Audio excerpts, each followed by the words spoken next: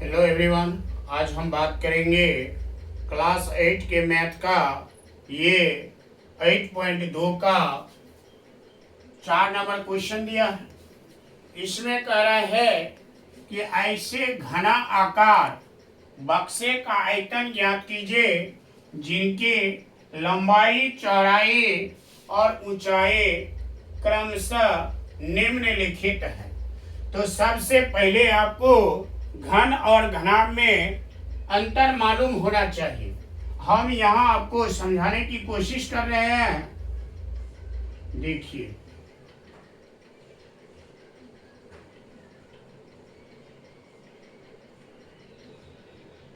इस प्रकार जो दिया है, यानी कि जिसका लंबाई, चौड़ाई, ऊंचाई सभी बराबर हो जाएगा तो वह घन हो जाएगा। घन कहते हैं इसको, अंग्रेजी में इसको क्यूब बोलते हैं। और इसी का एक अलग रूप देखिए। इसमें देखिए आप कि इसका लंबाई और चौड़ाई और ऊंचाई तीनों एक जैसा नहीं है।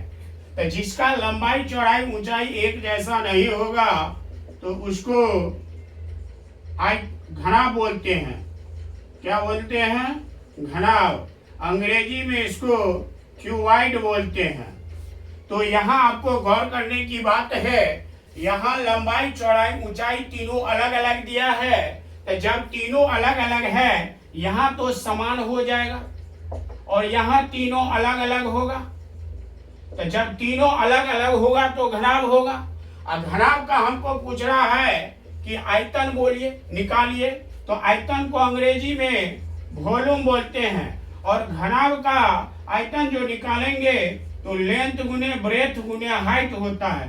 कहने का मतलब लंबाई, चौड़ाई, ऊंचाई तीनों को जब आप गुना कीजिएगा तो आयतन निकल जाएगा। तो इस प्रकार से ये घनाभ है और घनाभ का हम आयतन निकालेंगे तो 1 नंबर में लिखेंगे घनाभाकार का आयतन, यानी कि घनाभ का आयतन बराबर लेंथ गुने ब्रेथ गुने हाइट होता है, लंबाई गुने चौड़ाई गुने ऊंचाई होता है। यहाँ आप देखिए लंबाई का वैल्यू दिया है 5a, चौड़ाई का वैल्यू दिया है 3a² और ऊंचाई का वैल्यू दिया है 7a⁴। यानी कि हम तीनों को गुणा करेंगे तो हमारा आयतन आ जाएगा। तो तीनों को गुणा कीजिए, 5 तिया 15, पहले कांस्टेंट वाला को गुना करते हैं। 5 तिया 15, 15 सत्ते 105 और 1 के पावर देखिए, यहाँ भी a, यहाँ भी a, यहाँ भी a। एक बार ध्यान दीजिए, यदि सभी जगह a हो और गुना में हो तो क्या करेंगे, सभी a के बदला में क्या लिखेंगे, एगो a लिखेंगे और पावर में जितना रहे सभी को हमको क्या करना है, जोड़ देना है। तो यहाँ पावर में देखिए कितना है 1 और यहाँ 2, तो 2 1 3 और यहाँ 4, तो यहाँ हो गया यानी कि 105 और 1 के पावर 7। इसका आयतन आ गया। अब 2 नंबर क्वेश्चन देखिए। 2 नंबर में क्वेश्चन दिया है 2p, 4q और 8r है, यानी लंबाई, चौड़ाई, ऊंचाई तीनों दिया है। अब तीनों को हम गुणा करेंगे, आयतन निकल जाएगा। लिखिए घनाभ का आयतन, घनाभाकार आयतन लिखिए तो लिखिएगा 2p गुने में 4q गुने में 8r। अब क्या करना है हमको, पहले कांस्टेंट वाला मान को गुना करेंगे, इसको गुना कीजिए। तो 4 दूनी 8, 8 को जब 8 से गुना कीजिएगा तो 8 8 64 आएगा। और इसमें देखिए सब जगह अलग अलग है, यहाँ p है, यहाँ q है, यहाँ r है। तो इन सब का वही रूप लिखाएगा p q r। इस प्रकार से इसका आंसर आ गया। और देखिए 3 नंबर क्वेश्चन में दिया है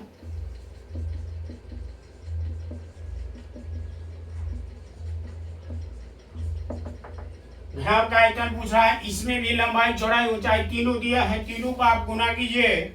लिखिए xy गुना 2x के पावर 2 y और गुना 2x y²। अब हमको क्या करना है, इसके आगे में यदि कोई कांस्टेंट मान नहीं है तो एक है, तो यहाँ एक और दो को गुना करेंगे दो, और दो को दो से गुना करेंगे तो 4 हो जाएगा। अब यहाँ देखिए x के पावर 1, यहाँ 2 और यहाँ 1, तो 1 और 2 3, यहाँ 1, तो 4 हो जाएगा x के पावर में। यहाँ देखिए y वाला y के पावर 1 और y के पावर 1, तो y के पावर 2 हो गया, और यहाँ y का पावर 2 है, तो जब जोड़ेंगे तो y के पावर 4 हो जाएगा। इस प्रकार इसका भी आंसर आ गया। एक क्वेश्चन और दिया है, चौथा देख लीजिए। घनाभ का आयतन निकालेंगे, घनाभ का आयतन निकालेंगे तो लिखाएगा लेंथ गुने ब्रेथ गुने हाइट, तीनों को आप मल्टीप्लाई कीजिए, आयतन निकल जाएगा। यहाँ देखिए कांस्टेंट मान कुछ नहीं है तो एक है, 1 2 को गुना कीजिए तो 2 होगा, 2 को 3 से गुना कीजिएगा तो 6 होगा। अब देखिए यहाँ ए बी सी तीनों अलग अलग है, तो यहाँ गुना करके ए बी सी लिखाएगा। इस प्रकार से आपका इस चारों क्वेश्चन का आयतन आ चुका है। यहाँ आप घनाभ का आयतन निकालिएगा तो लंबाई और चौड़ाई और ऊंचाई तीनों को गुना कीजिएगा तो घनाभ का आयतन निकलता है। ये फॉर्मूला है।